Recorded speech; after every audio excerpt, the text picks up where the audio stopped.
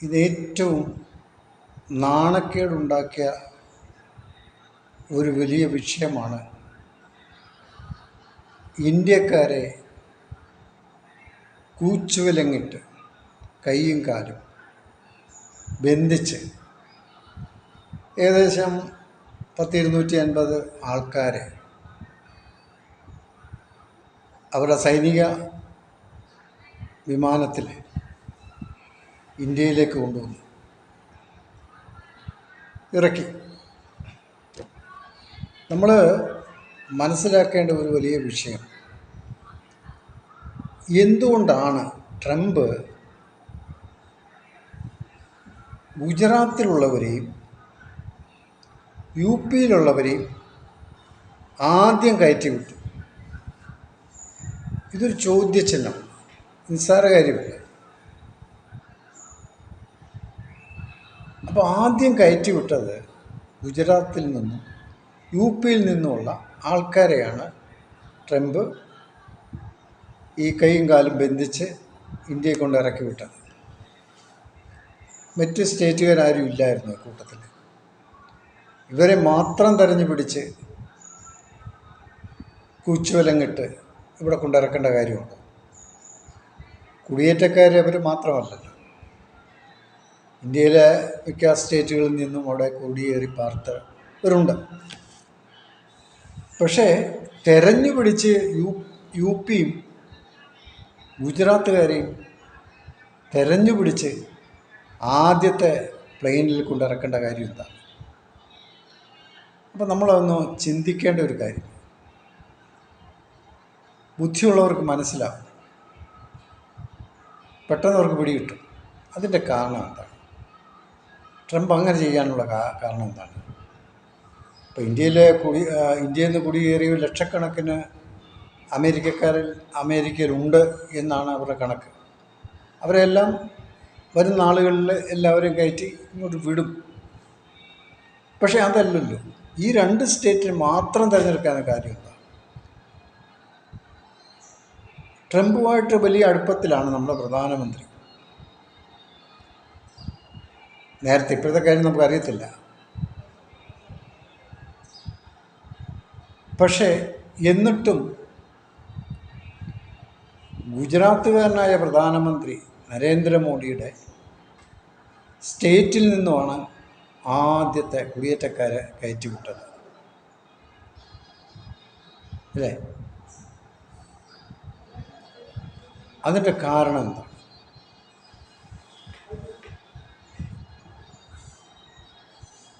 കാര്യം നമുക്കറിയാം. ഇന്ത്യയിൽ നടക്കുന്ന പ്രവർത്തനങ്ങൾ എന്താണെന്ന് നമുക്കറിയാം. കുറേ ആൾക്കാർ പള്ളികളുടെ അടി മാന്തുന്നു, അത് തകർക്കപ്പെടുന്നു. സുവിശേഷകരെ എല്ലാം തല്ലി കൊല്ലുന്നു, അവരുടെ പള്ളികൾ തകർക്കുന്നു. ഇങ്ങനെ കുറേ ഹൈന്ദവ തീവ്രവാദം വേണമെങ്കിൽ നമുക്ക് പറയാം. മുസ്ലിം തീവ്രവാദം പോലെ തന്നെ ഹൈന്ദവ തീവ്രവാദം ഉള്ള സംഘടനകൾ നമ്മുടെ ഇന്ത്യയിലുണ്ട്. ഇപ്പോൾ ചില മാധ്യമങ്ങളിൽ ചില ആൾക്കാർ പറയുന്നു, അമേരിക്കയിൽ നിന്നും തീവ്രവാദികൾക്ക് സൈഡിൽ നിന്നവരെല്ലാം അവിടെ നാട് കടത്തുകയാണ്. ഞാനൊന്ന് ചോദിക്കട്ടെ, UP-യിലും ഗുജറാത്തിലും അവരുടെ ഏറ്റവും വലിയ ശത്രുക്കളാണ് ആര്? മുസ്ലിം. ആ മുസ്ലിമിനെ സപ്പോർട്ട് ചെയ്യുമോ ഗുജറാത്തുകാർ അല്ലെ UP-ക്കാർ? അവരുടെ കൂടെ നിന്നുകൊണ്ട് തീവ്രവാദികൾക്കെതിരെ തീവ്രവാദികൾക്ക് അനുകൂലമായിട്ട് ഈ പറയുന്ന 2 സ്റ്റേറ്റിലെ ജനങ്ങൾ നിൽക്കുമോ? ഒരിക്കലും നിൽക്കത്തില്ല. അവർ മുസ്ലിങ്ങളെ സപ്പോർട്ട് ചെയ്യുന്നവരല്ല. അപ്പോൾ പിന്നെ അവരെ പിന്നെ നാട് കടത്തേണ്ട കാര്യമില്ല.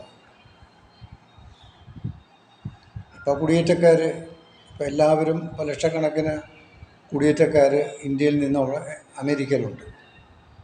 അവരെല്ലാവരും ഹമാസിന് സപ്പോർട്ട് ചെയ്തവരൊന്നുമല്ല. ചുരുക്കം ചില ആൾക്കാർ മാത്രം ഒരുപക്ഷെ സപ്പോർട്ട് ചെയ്തതാണ്. ബാക്കി ഇന്ത്യയിലുള്ള മഹാഭൂരിപക്ഷം ഹിന്ദുക്കളും ഹമാസിന് സൈഡിൽ നിന്നിട്ടില്ല. അത് വളരെ വ്യക്തമാണ്. പിന്നെ എന്തുകൊണ്ടാണ് ഗുജറാത്തിനെയും യു പിയെയും മാത്രം തെരഞ്ഞു പിടിച്ച് അവരെ കയറ്റിവിട്ടത്? നമുക്ക് ആലോചിക്കാവുന്ന കാര്യവും. നമ്മൾ അന്യനാട്ടിൽ പോകുന്നത് പഠിക്കാനും ജോലി ചെയ്ത് ജീവിക്കാനും ഒക്കെയാണ് യൂറോപ്യൻ കൺട്രികളിലൊക്കെ പോകുന്നത് ജനങ്ങൾ. അപ്പോൾ അവിടെ പോയി പഠിക്കുക, മര്യാദയ്ക്ക് പഠിക്കുക, അല്ലെങ്കിൽ മര്യാദയ്ക്ക് ജോലി ചെയ്ത് ജീവിക്കുക. അതല്ലേ നമുക്ക് ആവശ്യമുള്ളത്. ഇന്ത്യയിൽ കാട്ടിക്കൂട്ടുന്ന തോന്നിവാസങ്ങൾ അത് മറ്റ് രാജ്യങ്ങളിലേക്കും കൊണ്ടു ചെന്നിറക്കുന്നു, അവിടെ പ്രശ്നങ്ങൾ സൃഷ്ടിക്കുന്നു. അപ്പം ഇങ്ങനെയുള്ള സ്വഭാവക്കാർ അവർ ഇന്ത്യയിൽ അത് വെച്ചിട്ട് വേണ്ടേ പോകാൻ? അതല്ലേ ആവശ്യം. വല്ല രാജ്യത്തും ചെന്നിട്ട് അത് കാണിക്കേണ്ട കാര്യമുണ്ട്. അപ്പം മോഡി ഇപ്പോൾ എടുത്ത തീരുമാനമൊന്നുമല്ല ഇത്. മോഡി ഇത് നേരത്തെ കണക്കൂട്ടി വെച്ചിരിക്കുക. കാര്യം ഇന്ത്യയിൽ നടക്കുന്ന കോലാഹലങ്ങളൊക്കെ അവരെല്ലാം നേരത്തെ അത് കരുതി വച്ചിരിക്കുക. ഈ പാർട്ടികളാണ് അവിടെ ചെന്നിട്ട് ഈ പ്രശ്നങ്ങളൊക്കെ സൃഷ്ടിക്കുന്നത്. അപ്പം അവരെ നോക്കി പിടിച്ചാണ് അവരെ നാട് കടത്തിയത്, വേറൊന്നുമല്ല. ഇവർ പള്ളിയുടെ അടിയിൽ വല്ലതും ഉണ്ടോ തുറന്നു നോക്കി നടക്കുന്നവർ. എല്ലാം അതിൻ്റെ പള്ളികളുടെ അടിയിലാണ് ഇവരുടെ എല്ലാം ഇരിക്കുന്നത്. അപ്പോൾ ട്രംപ് അധികാരത്തെ ഏറ്റപ്പോൾ ട്രംപിനൊരു ഭയം. ഇവന്മാർ ഇനി നമ്മുടെ അടി തൂണ്ടുവോ, അടി കുടിച്ച് നോക്കുവോ? ആ ഒരു ഭയം കൊണ്ടാണ് ട്രംപ് ഒരു നല്ല തീരുമാനമെടുത്തത്. ആദ്യം ഗുജറാത്തിനെയും പിന്നെ യു പിയിലുള്ള ആൾക്കാരെയും കടത്തിവിട്ടത്. നമ്മുടെ നാട്ടിൽ കാണിക്കുന്ന അക്രമങ്ങളും അനീതികളും മറ്റ് രാജ്യങ്ങളിൽ പോയി നമ്മൾ ചെയ്യുക. ആ രാജ്യത്തെ നിയമങ്ങളനുസരിച്ച് ജീവിക്കാൻ അവർക്ക് പറ്റുന്നില്ല. ഇന്ത്യയിൽ എന്താ നടക്കുന്നത് മറ്റ് രാജ്യങ്ങളിലേക്ക് അത് കൊണ്ടുപോവുക. ഇതാണ് ഇവരുടെ ലക്ഷ്യം.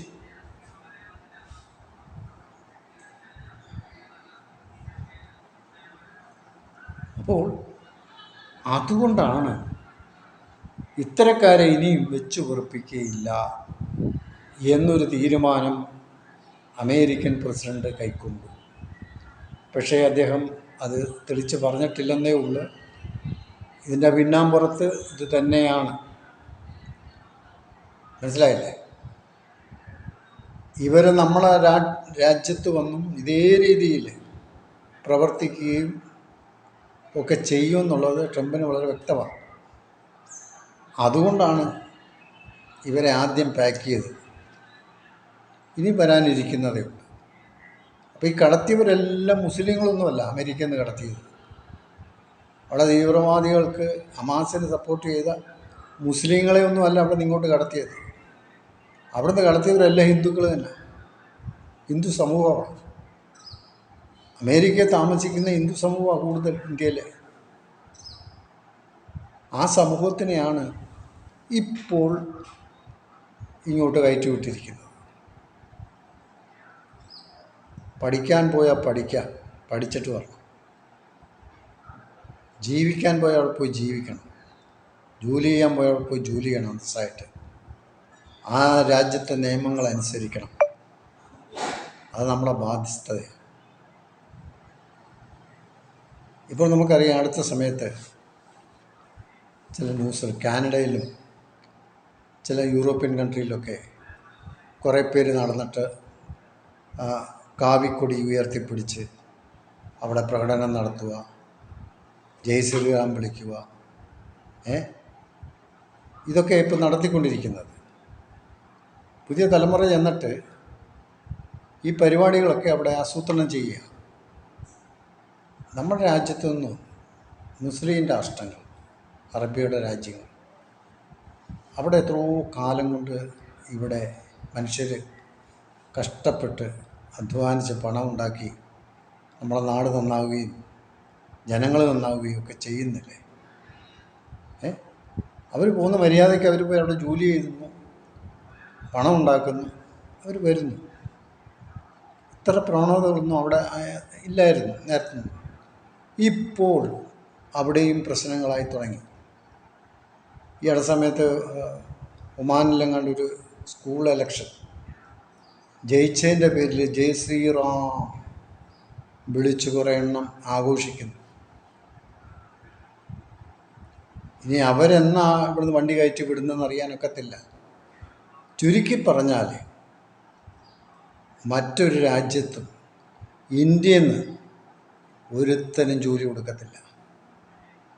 എടുക്കത്തില്ല. ആ അവസ്ഥയിലേക്ക് വരിക. ഇവിടെ ഇന്ത്യയിൽ തന്നെ കിടന്നോ, പഠിക്കുന്ന പിള്ളേർക്ക് ഇനി അങ്ങോട്ട് പോയി പഠിക്കാനും ഒന്നും ഒക്കത്തില്ല. അവരതിന് അവസരം കൊടുക്കത്തില്ല, ജോലിയും ഇല്ലാതാവും.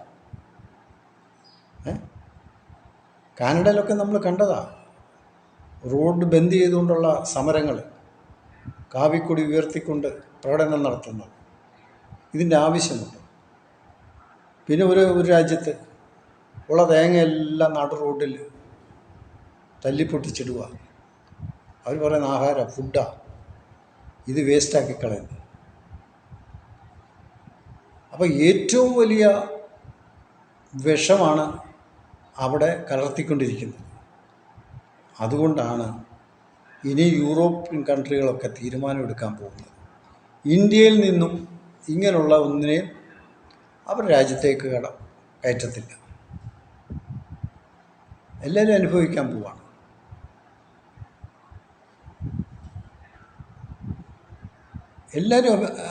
എല്ലാവർക്കും പ്രയാസങ്ങൾ നേരിടാൻ പോവാം. പഠിക്കുന്ന പിള്ളേർക്ക് പഠിക്കാനൊക്കത്തില്ല, ജോലിക്ക് പോകാനൊക്കത്തില്ല, അവരെടുക്കത്തില്ല. കുടിയേറ്റക്കാരെ പറഞ്ഞു വിടുന്നതെന്ന് പറയുന്നത് അത് വെറുതെയാണ്. ഇതിൻ്റെ പിന്നിൽ ഇതാണ് അതിൻ്റെ മെയിൻ കാരണം. ഇനി ട്രംപിൻ്റെ അടി വല്ലതും തുറന്ന പോലോ അതിൻ്റെ അടിയിലായിരിക്കുന്നതെന്ന് പറഞ്ഞു. ആ ഒരു ഭയം ട്രംപിനുണ്ടായതുകൊണ്ടാണ് ആദ്യം ഇവന്മാരെ തന്നെ കയറ്റിവിടാം തീരുമാനമെടുത്തത്. പക്ഷേ ഭരിക്കുന്ന പാർട്ടിക്കൊരു ഇതിപ്പരം ഒരു നാണക്കേട് ഉണ്ടാകാൻ ഇനിയും വല്ലതും വേണം. ആദ്യത്തെ പ്ലെയിനിൽ വന്നത് UP ഗുജറാത്തിലുമുള്ള ജനങ്ങളാണ്. കൈയും കാലും ഒക്കെ ബന്ധിച്ച് കൊണ്ടിറക്കി വിട്ടു. നാണക്കേടായില്ലേ? അപ്പോൾ അതിൻ്റെ കാരണങ്ങൾ നമുക്ക് പറയാതെ തന്നെ മനസ്സിലാവും. പോകുന്നിടത്ത് ഇനിയെങ്കിലും മര്യാദയ്ക്ക് ജീവിക്കാൻ നോക്കുക. ഇല്ല എങ്കിൽ ഇവിടെ ഇതും വിളിച്ച് നശിക്കുമല്ലാതെ ഒന്നും രക്ഷപ്പെടാൻ പോകുന്നില്ല. ബൈ.